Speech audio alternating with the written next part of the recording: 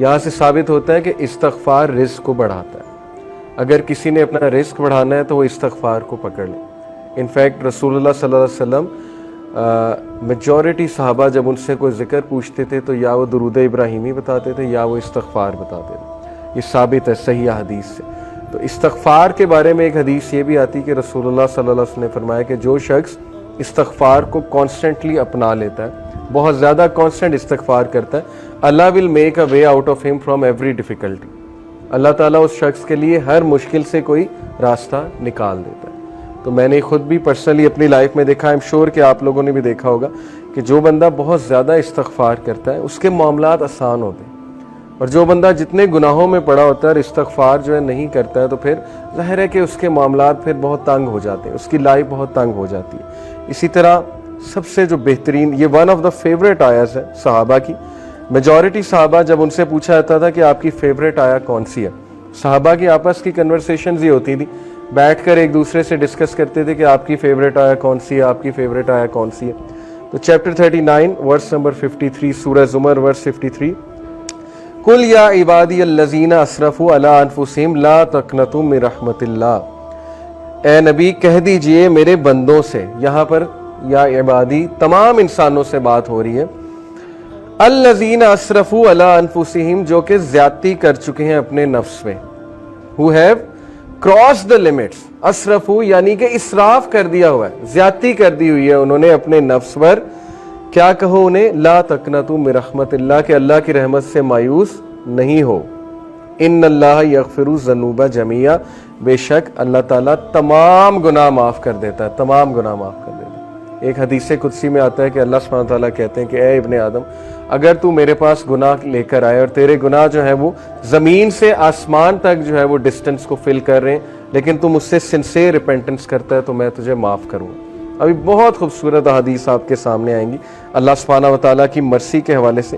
ایک حدیث آپ کے سامنے رکھتا ہوں. علی ابن طالب رضی اللہ تعالیٰ عنہ رپورٹڈ, یہ المستدرک کی حدیث ہے, صحیح ہے اکارڈنگ ٹو علامہ البانی, اور علی رضی اللہ عنہ سے بہت کم حدیث مروی ہیں. علی رضی اللہ عنہ reported the messenger of Allah sallallahu alaihi wasallam said, verily Allah is astonished. اللہ کی astonishment یہ اللہ کا ایٹریبیوٹ ہے, اور اللہ کیسے اسٹانش ہوتا ہے یہ ایک ظاہر ہے کہ متشابہات میں سے اللہ knows best. لیکن اللہ is astonished at a servant, اللہ ایک انسان پر اسٹانش ہوتا ہے when he says there is no God but you, la ilaha illa anta, but I have wronged myself so forgive me, for none forgive sins but you. یہ ایک دعا ہے پوری, یہ دعا میں آپ کو پڑھ کے سناتا ہوں.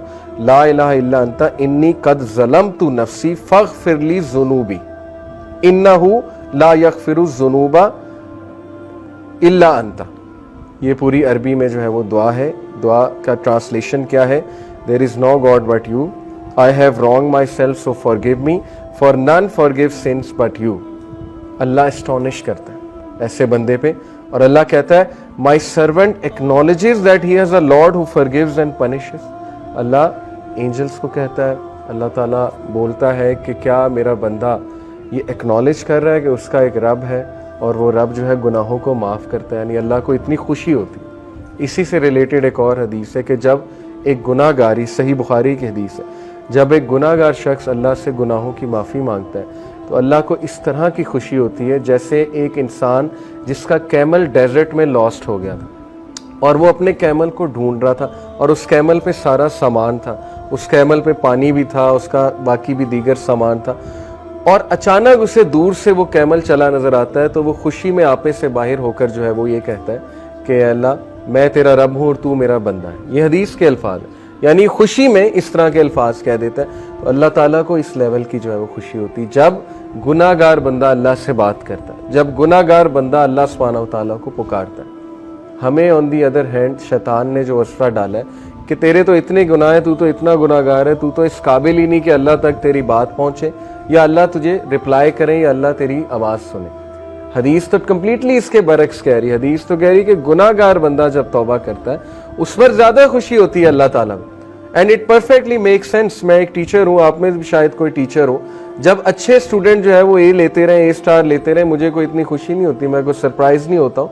लेकिन जब बैक बेंचर और एक ऐसा स्टूडेंट जिसका रिकॉर्ड ही कोई नहीं है वो अगर अच्छे नंबर ले ले तो मैं एस्टॉनिश भी होता हूँ, और जाहिर है कि मुझे दुगनी खुशी होती है, शायद इससे भी ज़्यादा खुशी होती है. तो it perfectly make sense. Okay, तो ये एस्टॉनिशमेंट के बारे में, अल्लाह की एस्टॉनिशमेंट, ये अल्लाह का एट्रीब्यूट है कि रब एस्टॉनिश होता है. और इसीलिए अल्लाह ने अपने अर्श पर लिखवाया ना कि वेरिली माई कंपैशन ओवरकम्स माई रायत. बेशक मेरी जो नरमी है या मेरा जो कंपैशन है, मेरी जो मोहब्बत है, मेरी जो मर्सी है, वो मेरे गुस्से पर हावी है, वो मेरे गज़ब पर हावी है. और ऐसा ही है, हम अपनी ज़िंदगी के मामलात देख लें, अगर अल्लाह हमें हमारे गुनाहों पे फ़ौरन पकड़ शुरू कर दे तो शायद हम में से कोई भी ज़िंदा ना बचे, तो शायद हम में से कोई भी जो है वो इस ज़मीन पर चल ना सके. लेकिन कितने चांसेस देता है, कितने चांसेस देता है अल्लाह.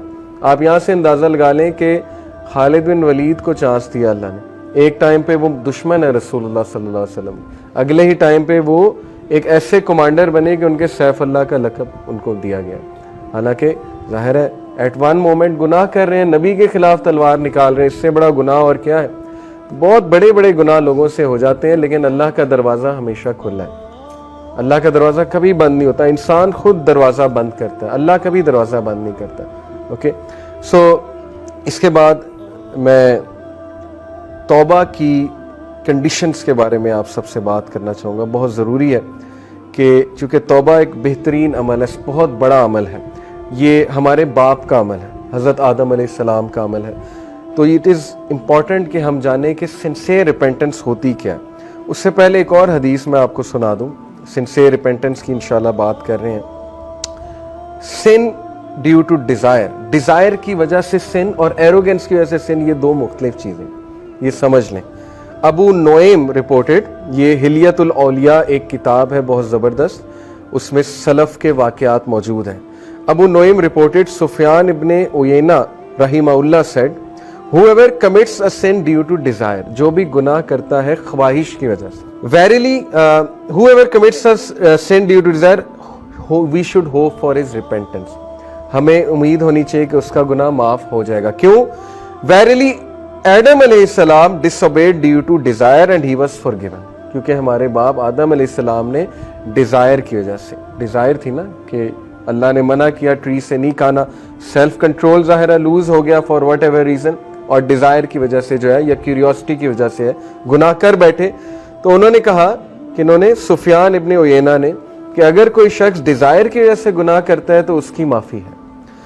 But if a sin is committed due to pride and arrogance, then fear that the perpetrator may be कर्स. लेकिन अगर कोई शख्स मुतकब्बिर होकर, और जैसे फिरऔन था, अना रब्बुकुमुल आला, तकब्बुर, एक तो गुनाह कर रहा है, बच्चों को मार रहा है, आगे से ऐलान कर रहा है कि मैं रब हूं, मैं जिंदगी देता हूं, मैं मौत देता हूं, तो ये वाला जो सिन है इसके बारे में है कि that person will be cursed.